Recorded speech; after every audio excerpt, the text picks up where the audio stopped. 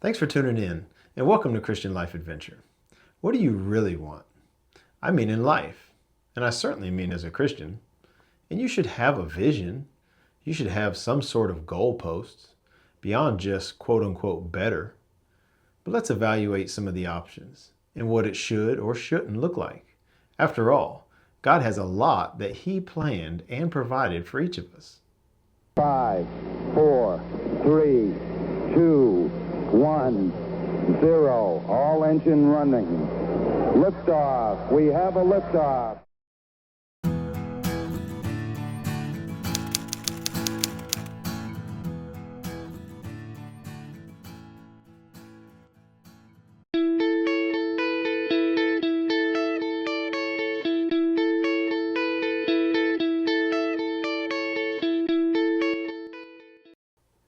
Okay, at some point we all picked up some dreams and desires. Some were unhealthy, selfish, and ill-advised. Thankfully, God held us back from those. A Christian walk does include some surrender to a new plan of His, and thankfully it's a good one. Better than we could actually come up with on our own, actually. But there is quite a smorgasbord of options while we follow Him. Honestly, many go amiss truly searching for money or influence or power.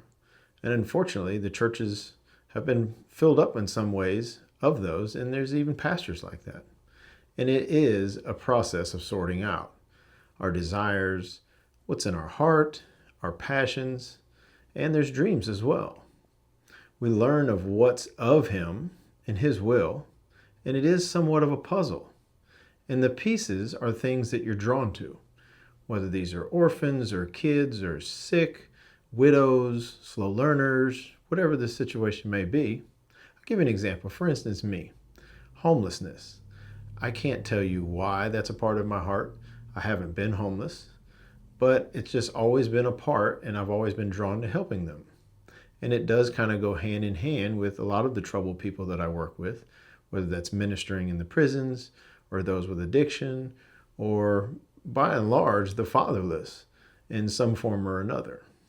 So you'll see that when you look deep within your heart, when you look at some of the things that are going to stick out to you, some of the certain people or types of people, some of the categories and situations that people find themselves in, you'll realize that this particular one or these ones really touch your heart more than usual.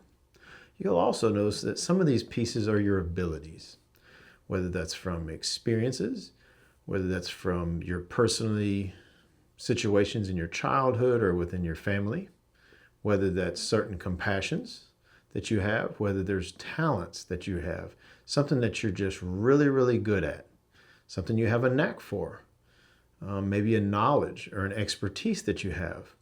Look at what these pieces are. Look at what is set before you, and soon you'll realize that they connect.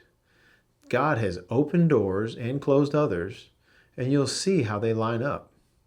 The circumstances that you're surrounded with and your heart and what touches it, you'll realize that these align. And some of us are just along for the ride, and we're happy with the general list of love and joy, peace, and patience. And some of us would like to stop there, whereas the rest of the fruit of the Spirit would be kindness, goodness, faithfulness, gentleness, one of my struggles, self-control, because truly it is such a better life with Him. And that's wonderful. But just as the Bible talks about in Malachi 3:10 when talking about tithes, there's a fullness too. God said to test me by it and see if I will not throw open the floodgates of heaven and pour you out so much of a blessing that there will be not room enough to store it. Now, that's what God would want you to tap into, the fullness of all that He has for you.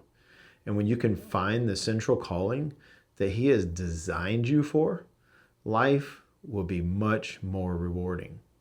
You'll be more content, you'll be more happy, and you'll be fulfilled. You'll be of obvious use, and busy, I might add. But it's all showing the benefit, because you'll be able to see the difference that you're making. You'll know you're fulfilling His will. And that's what you really want. That's what the key is. It's what He wanted for you.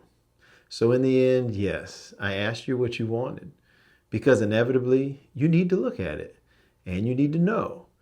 But at the end, you'll be most satisfied if you can find what He wants for you. Soon enough, you'll realize that they're the same thing. And the only time they weren't was when you had some misguided interest.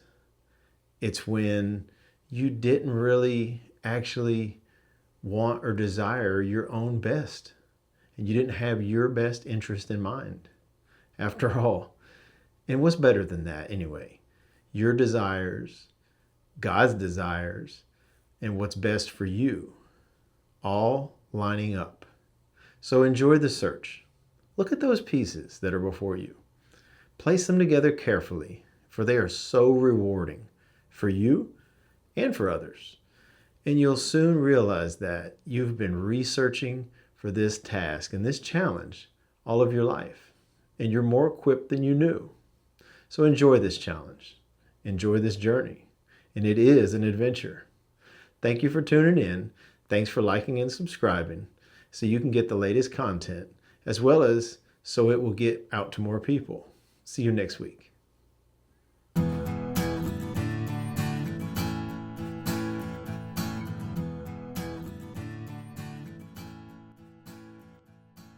1 small step for man, 1 giant leap for mankind.